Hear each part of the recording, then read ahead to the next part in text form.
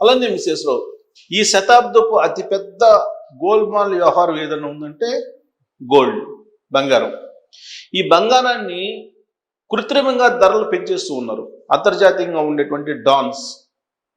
కేవలం ఒకే ఒక statement America అధ్యక్షుడు ఇస్తే ఇమీడియట్గా పెరగడము లేదంటే భారీగా తగ్గడము ఏదో ఒకటి జరుగుతుంది. నిజంగా డిమాండ్ ఉన్న కారణంగానే బంగారం రేటు పెరుగుతుందా అని అంటే కాదు. పోనీ వినియోగదారులు ఏమన్నా కొనుగోలు చేస్తున్నారంటే అంతకన్నా కాదు. కారణం ఏంటంటే గత ఏడాది కంటే ఈసారి కొనుగోలు చేసేటువంటి వినియోగదారుల పర్సంటేజ్ 60% తగ్గిపోయింది. మరి గోల్డ్ రేటు తగ్గాలి కదా, వినియోగదారులు కొనుగోలు చేయట్లేదు అంటే డిమాండ్ తగ్గింది. డిమాండ్ తగ్గినప్పుడు ధర అయితే తగ్గాలి కదా, కానీ ధర పెరుగుతుంది. దీనికి రకరకాల కారణాలు చెప్తున్నారు. ఒకళ్ళేమో ఇరాన్ యుద్ధం అంటారు, మరొకళ్ళేమో రష్యా ఉక్రెయిన్ యుద్ధం అంటారు, ఇంకొకళ్ళేమో పాలస్తీనా ఇజ్రాయెల్ యుద్ధం అంటారు, మరొకళ్ళేమో ట్రంప్ ప్రతీకార సుంకాలు అంటారు. బంగారం రేటు పెరిగిందంటే ఫెడ్ వడ్డీ రేట్లు అంటారు. ఇలా రకరకాలు చెప్తారు. ప్రపంచవ్యాప్తంగా నెలకొన్న పరిస్థితులు అని చెప్తారు. ఇదంతా కాదు, లేనటువంటి ధరని ఉన్నట్టు క్రియేట్ చేసి భారీగా లాభాలు పొందడానికి అంతర్జాతీయంగా ఉండేటువంటి డాన్లు, వరల్డ్ డాన్లు చేసేటువంటి పని. కారణం ఏంటంటే అమెరికా అధ్యక్షుడిగా ఒక పెద్ద రియల్ ఎస్టేట్ కంపెనీ ఓనరు అధ్యక్షుడు అయ్యాడు ట్రంప్. ఆ కారణం చేత ఆర్టిఫిషియల్గా రేటు క్రియేట్ చేయటం, దాన్ని అమ్ముకోవటం, దాని నుంచి బయటపడటం, ఇది వాళ్ళకి వెన్నతో పెట్టినటువంటి విద్య. సేమ్ అదే జరుగుతుంది అమెరికా అధ్యక్షుడిగా ట్రంప్ బాధ్యతలు స్వీకరించిన తర్వాత. లేదంటే బంగారం రేటు పెరిగేంత పరిస్థితులు ఏమున్నాయి అంటే ఒకటే ఒకటి కనిపిస్తుంది. యుద్ధ వాతావరణం నెలకొంది కాబట్టి ఆయా దేశాల యొక్క కరెన్సీ పడిపోకుండా ముందస్తుగా గోల్డ్ని కొనుగోలు చేసి పెట్టుకున్నాయి రిజర్వ్ బ్యాంకులు అనేది ఒకటే చెప్తూ ఉన్నారు. మరి ఇది ఎన్ని రోజులు, యుద్ధం వస్తుందా రాదా అనేది తెలీదా?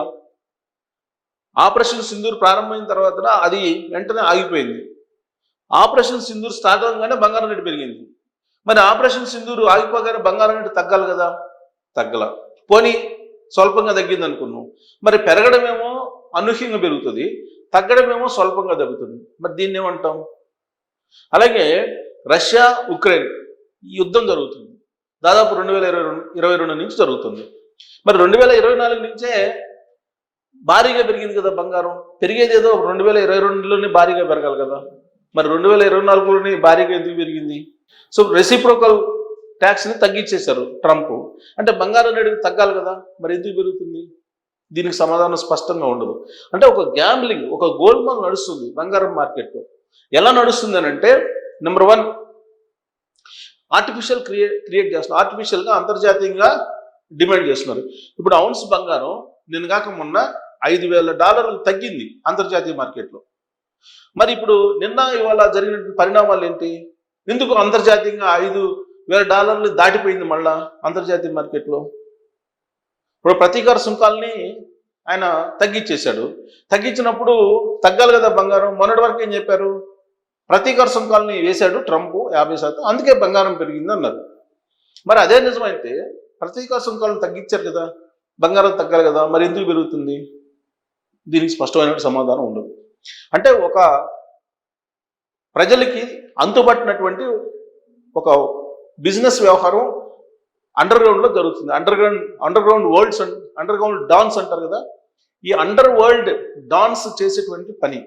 ఈ అండర్ వరల్డ్ డాన్స్ చేతిలోకి బంగారం మార్కెట్ వెళ్ళిపోయింది, అలాగే సిల్వర్ మార్కెట్ వెళ్ళిపోయింది. ఇప్పుడు రేపు మాపు మళ్ళీ ట్రంప్ ఏమంటున్నారంటే బిట్ కాయిన్స్ అంటున్నారు. బిట్ కాయిన్ వైపు వెళ్తున్నారు. ఇప్పుడు ఆ బిట్ కాయిన్ రేట్స్ మళ్ళీ అమాంతం పెరిగే అవకాశం ఉంది. బిట్ కాయిన్స్ని భారీగా కొనుగోలు చేయడం, ఎందుకంటే బిట్ కాయిన్ వ్యాపారం ఉంది ట్రంప్కి. కాబట్టి బిట్ కాయిన్ వాల్యూ పెంచేస్తాడు. బిట్ కాయిన్ వాల్యూ పెరిగితే బంగారం వాల్యూ తగ్గిపోయే అవకాశాలు ఉన్నాయి. మళ్ళీ బిట్ కాయిన్ని ఒక స్టేజ్ తీసుకెళ్ళి వాటిని అమ్మేసుకొని మళ్ళీ బంగారం వైపు వస్తారు. బంగారాన్ని పీక్ స్టేజ్ తీసుకెళ్తారు. ఈ బంగారం అమ్మేసుకొని మళ్ళా సిల్వర్ వైపు, లేదంటే రేర్ మినరల్స్ అని ఇప్పుడు మళ్ళీ కొత్తగా పేరు పెట్టారు, వాటి వైపు వెళ్ళిపోతారు. వాటి రేటు పెంచేస్తారు.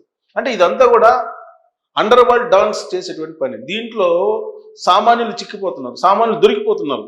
ఎవరైతే పీక్ స్టేజ్లో ఉన్నప్పుడు బంగారమో వెండో కొనుగోలు చేస్తున్నారో వాళ్ళు భారీగా నష్టపోతున్నారు. అనాలిసిస్ చేసేటువంటి వాళ్ళు కూడా, అంతర్జాతీయంగా అనాలిసిస్ చేసేటువంటి ప్రముఖ కంపెనీలు కూడా ఎగ్జాక్ట్గా చెప్పలేకపోతున్నాయి. పెరిగేటప్పుడేమో పెరిగే అవకాశం ఉందని చెప్తారు, తగ్గేటప్పుడేమో మరింత తగ్గే అవకాశం ఉందని చెప్తారు. ఇప్పుడు మనం గత కొన్ని రోజుల నుంచి చూస్తే ఎంత కన్ఫ్యూజ్ చేస్తున్నారంటే మార్కెట్ని, ఉగాది లోపల బంగారం రేటు భారీగా తగ్గే అవకాశం ఉందని చెప్పి కొంతమంది చెప్తారు. లేదు ఉగాది లోపల బంగారం మళ్ళీ 1,80,000కి వెళ్ళే అవకాశం ఉంది తులం అని చెప్పి మరికొంతమంది చెప్తుంటారు. సో ఇవాళ మార్కెట్ చూస్తే నిన్న మొన్న పరుగులు పెట్టినటువంటి బంగారం మార్కెట్ ఇవాళ కొంత స్లో అయిందని చెప్పి సంబరపడేటువంటి లోపలే ఇవాళ 500 తగ్గింది గ్రామ్కి. రేపు 1000 పెంచేస్తారు. అంత భారీగా పెంచేటువంటి పరిస్థితులు అప్పటికప్పుడు 24 అవర్స్లో ఎందుకు వస్తాయి అంటే ఇది గ్యామ్లింగ్. సో ఇవాళ మార్కెట్ ఏంటి, బంగారం మార్కెట్ ఏంటి చూద్దాం. ఇవాళ బంగారం మార్కెట్ ఏంటి, సిల్వర్ మార్కెట్ ఏంటి అనేది చూద్దాం. సో బంగారం రేటు ఇది ఇవాళది. యాజ్ ఆఫ్ నో హైదరాబాద్ బంగారం మార్కెట్ చూస్తే 24 క్యారెట్ల బంగారం గ్రామ్ వచ్చేసి 15,442 రూపాయలు ఉంది. నిన్నటికంటే 502 రూపాయలు తగ్గింది. 22 క్యారెట్ల బంగారం వచ్చేసి 14,155 ఉంది. నిన్నటికంటే 460 రూపాయలు తగ్గింది. 18 క్యారెట్ల బంగారం వచ్చేసి గ్రాము 11,582 రూపాయలు ఉంది. ఇవాళ నిన్నటికంటే ఇవాళ 376 రూపాయలు తగ్గింది. అంటే తులం బంగారం వచ్చి 24 క్యారెట్లు వచ్చేసి 1,54,000 హైదరాబాద్ మార్కెట్ సుమారుగా. 22 క్యారెట్లు వచ్చేసి 1,40,000, 18 క్యారెట్లు వచ్చి 1,15,000 రూపాయలు ఉంది తులం. అదే సిల్వర్ చూద్దాం. ఇవాళ మార్కెట్ తగ్గింది బంగారం మార్కెట్. అలాగే సరే గోల్డ్ చూద్దాం ఫస్ట్. సో గోల్డ్ చూడండి, గోల్డ్ రేటు నిన్నటికి వాళ్ళకి తేడా ఇచ్చాడు. ఇప్పుడు మనం లాస్ట్ ఇదిగోండి ఇక్కడ చూడండి వరుసగా ఎంత పెరిగిందో 551.76. అంటే ఇక్కడ పెరుగుదలమే ఎక్కువగా ఉంది ఈ 2 రోజులు. ఇవాళ తగ్గింది, మళ్ళీ రేపు 1,000 రూపాయలు పెంచేస్తారు. ఈ పెరగడం ఏమో ఎక్కువ పెరుగుతుంది చూడండి. ఒకసారిగా 1,177 రూపాయలు పెరిగింది. పెరగడం కన్నా తగ్గడం అనేది చాలా వ్యూహాత్మకంగా తగ్గిస్తుంటారు, పెంచడం అనేది చాలా వ్యూహాత్మకంగా పెంచుతుంటారు. అంటే గ్యాంబ్లింగ్ ఇదంతా కూడా, ఇదంతా గ్యాంబ్లింగే.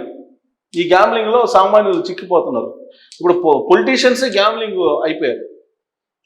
అంతర్జాతీయంగా ఉండే అమెరికా లాంటి దేశానికి అధ్యక్షుడైనటువంటి ట్రంపే ఈ వ్యాపారంలో ఒక డాన్గా వ్యవహరిస్తున్నాడు అనేటువంటి ఆరోపణలు ఉన్నాయి. సిల్వర్ వచ్చేసి 20 రూపాయలు తగ్గింది.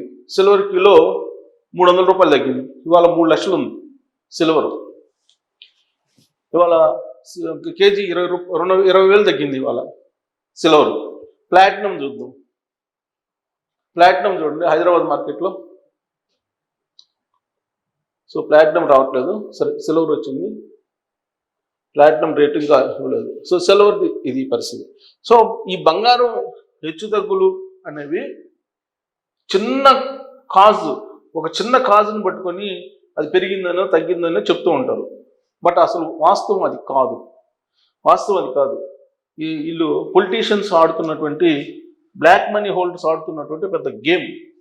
బ్లాక్ మనీ హోల్డర్స్ వాళ్ళే బిస్కెట్లు కొంటారు, వాళ్ళే కడ్డీలు కొంటారు, బంగారం కడ్డీలు హోల్డ్ చేస్తారు.